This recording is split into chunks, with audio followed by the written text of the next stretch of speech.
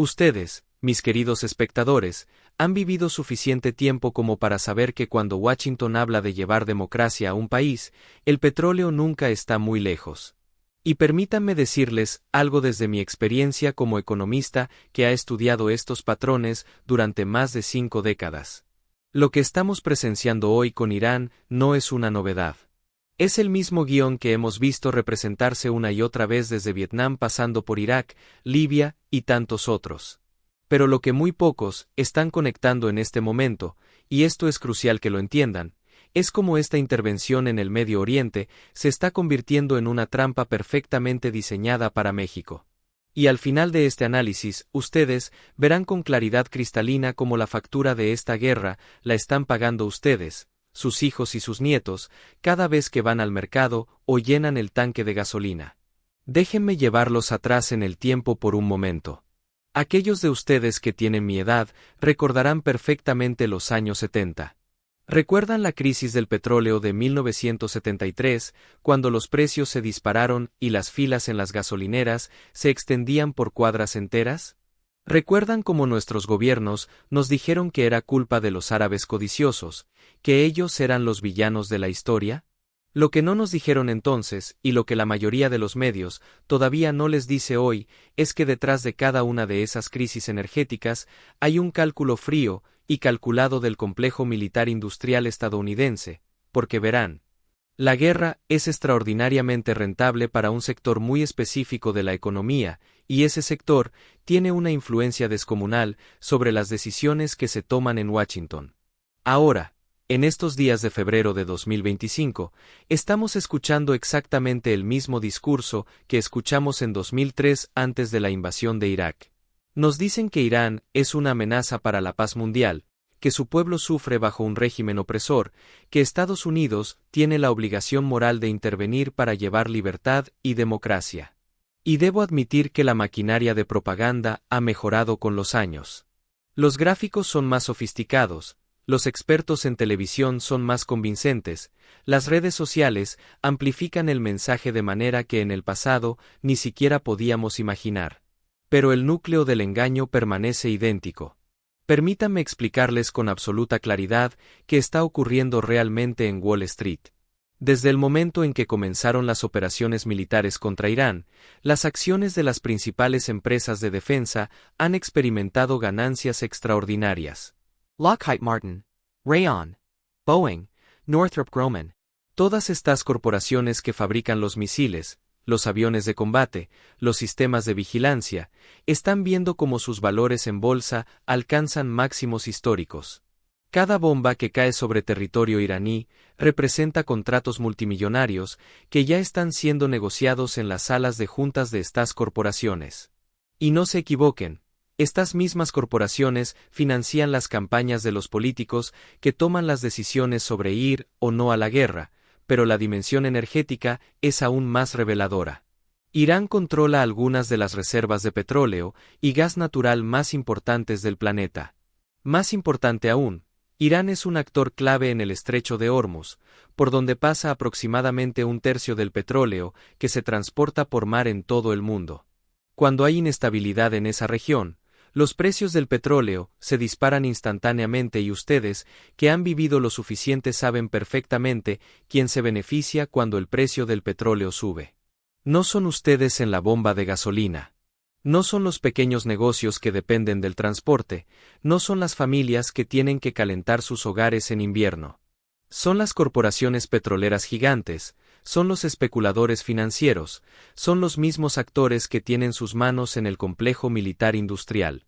Ahora bien, aquí es donde la historia se vuelve particularmente relevante para nuestros hermanos en México, y esto es algo que me preocupa profundamente. México está en una posición extraordinariamente vulnerable en este momento, y Washington lo sabe perfectamente.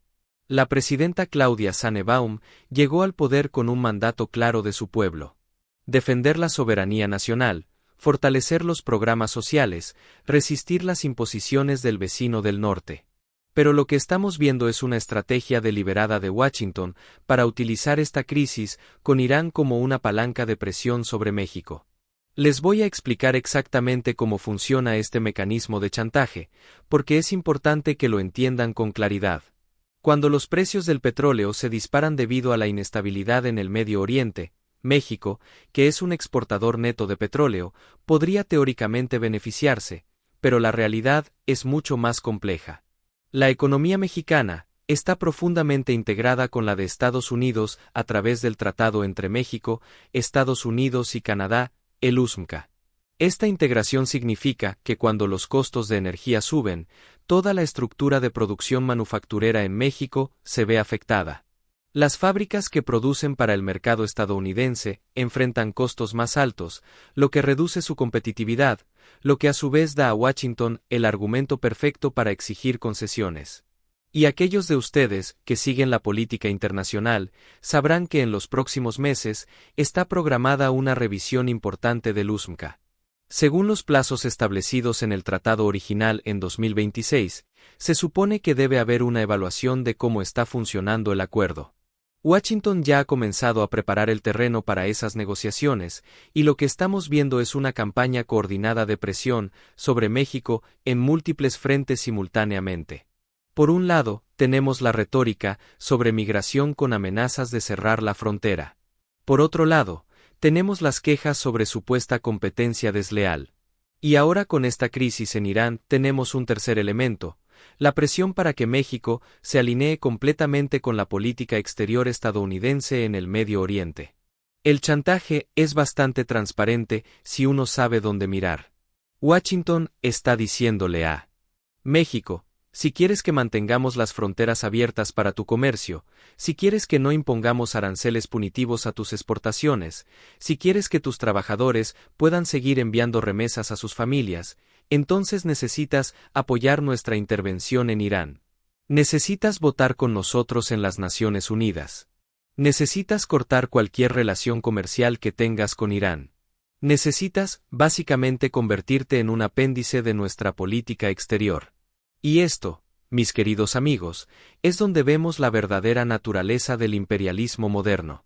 No se trata simplemente de invasiones militares directas como en el pasado.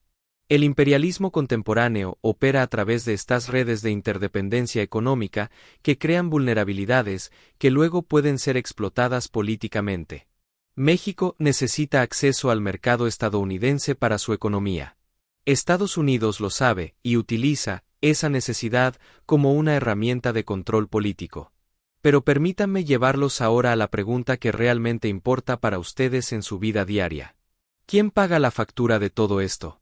Porque al final del día, cuando hablamos de geopolítica y grandes estrategias, estamos hablando de decisiones que tienen consecuencias muy concretas para las personas comunes.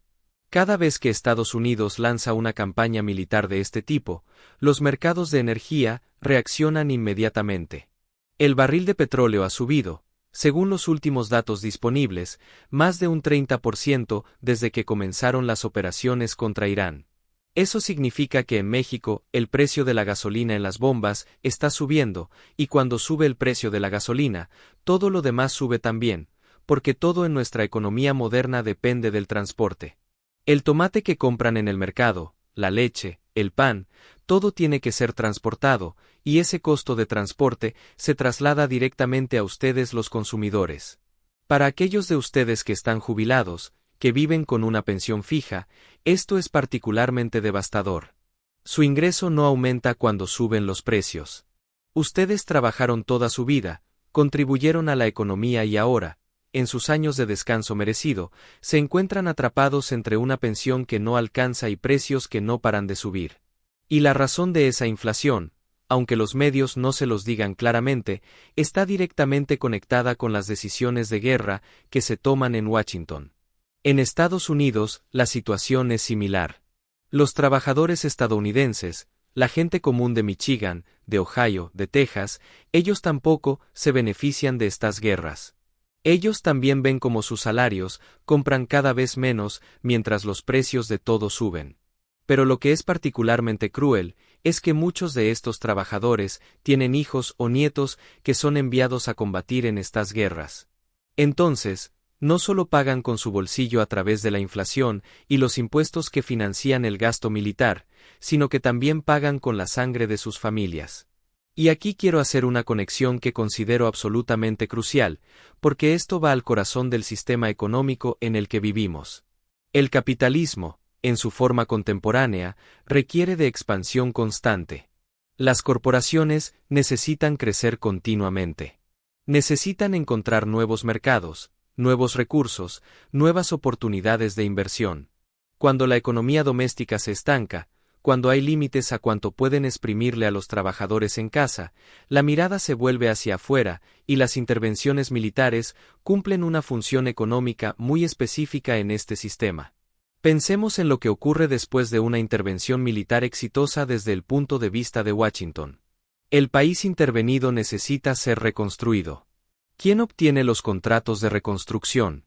Las corporaciones estadounidenses. El país necesita un nuevo sistema político. ¿Quién proporciona? Los consultores, los asesores, empresas estadounidenses. Los recursos naturales del país necesitan ser explotados. ¿Quién obtiene los contratos de explotación? Compañías energéticas. Estadounidenses. Es un sistema perfectamente diseñado para transferir riqueza desde los países intervenidos hacia las arcas de las corporaciones más poderosas del mundo. Pero lo que es aún más perverso, es cómo este sistema afecta a la democracia misma, tanto en Estados Unidos como en los países que caen bajo su influencia. Cuando el complejo militar industrial tiene tanto poder económico, cuando controla tanto capital, cuando emplea a tantas personas, cuando financia tantas campañas políticas, se vuelve casi imposible para los políticos electos tomar decisiones que vayan en contra de sus intereses. Un congresista, cuyo distrito depende de una fábrica de armas, va a votar a favor de la guerra, incluso si en su corazón sabe que es injusta, porque si vota en contra, esa fábrica podría cerrar y él perdería su escaño en las próximas elecciones. Esta es la trampa del capitalismo militarizado en la que nos encontramos. Y México, desafortunadamente, está siendo arrastrado cada vez más profundamente hacia esta trampa. Cada vez que Washington exige que México se alinee con su política exterior, cada vez que amenaza con consecuencias económicas, si México no obedece, estamos viendo la erosión de la soberanía nacional mexicana. Y quiero ser muy claro sobre algo. Esto no es una crítica al pueblo estadounidense. Los trabajadores estadounidenses son tan víctimas de este sistema como los trabajadores mexicanos o iraníes. El problema no es la gente común de ningún país. El problema es un sistema económico que concentra poder en manos de una élite corporativa que utiliza ese poder para impulsar políticas que benefician sus intereses a expensas de todos los demás. Ahora, algunos podrían preguntarse, ¿qué podemos hacer al respecto? Y esta es una pregunta legítima y necesaria, porque el análisis sin acción es simplemente desesperanza intelectual. Entonces, permítanme ofrecer algunas reflexiones sobre esto. Primero, necesitamos entender que la resistencia a este sistema no puede ser individual. Ninguna persona sola puede enfrentarse al complejo militar industrial, pero movimientos colectivos, organizaciones de trabajadores, coaliciones internacionales de pueblos que comparten intereses comunes, estos sí tienen poder. Y hemos visto ejemplos históricos de esto funcionando. El movimiento contra la guerra de Vietnam eventualmente forzó a Estados Unidos a retirarse. El movimiento de solidaridad internacional ayudó a terminar con el apartheid en Sudáfrica. Estos no fueron regalos de los poderosos, fueron conquistas de movimientos organizados. Segundo, necesitamos construir conexiones más fuertes entre los trabajadores de diferentes países. Los trabajadores mexicanos y estadounidenses tienen más en común entre sí que lo que cualquiera de ellos tiene con las élites de sus respectivos países. Cuando entendemos esto, cuando construimos solidaridad basada en intereses de clase compartidos, en lugar de identidades nacionales manipuladas, nos volvemos mucho más poderosos.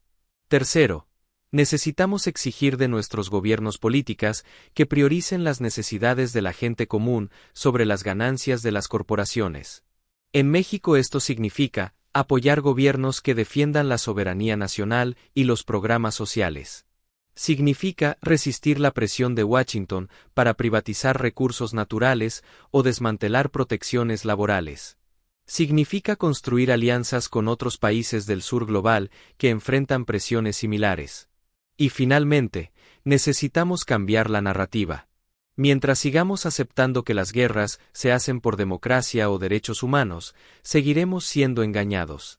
Necesitamos llamar a estas intervenciones por lo que realmente son proyectos imperialistas diseñados para beneficiar a élites corporativas, a expensas de pueblos enteros.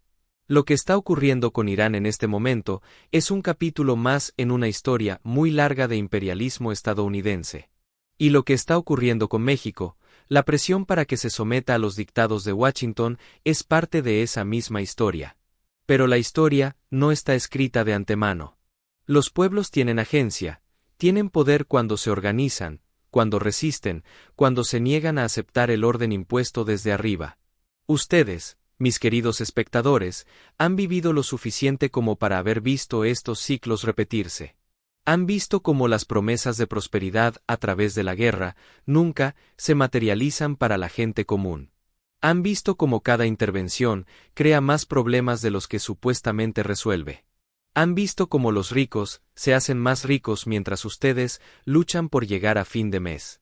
Mi esperanza es que este análisis les haya ayudado a conectar los puntos, a ver cómo lo que ocurre en el Medio Oriente está directamente conectado con los precios que pagan en el mercado, con las presiones que enfrenta su gobierno, con el futuro que heredarán sus nietos.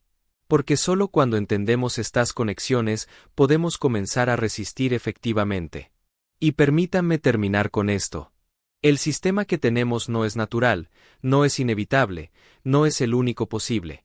Es un sistema creado por seres humanos, mantenido por seres humanos y puede ser cambiado por seres humanos. Pero ese cambio requiere que entendamos claramente cómo funciona el sistema, quién se beneficia de él y quién paga sus costos. Requiere que construyamos solidaridad entre todos aquellos que son explotados por él y requiere que tengamos el coraje de imaginar y luchar por algo mejor. La guerra contra Irán no es sobre democracia, es sobre poder, es sobre petróleo, es sobre mantener un orden global que beneficia a unos pocos, a expensas de muchos. Y la presión sobre México es parte de esa misma lógica. Pero ustedes con su sabiduría y experiencia pueden ver a través de la propaganda, pueden compartir esta comprensión con otros, pueden organizarse y resistir. Y en esa resistencia colectiva está nuestra mejor esperanza para un futuro más justo. Gracias por su atención, por su tiempo y por su compromiso con entender el mundo tal como es, no como nos dicen que es.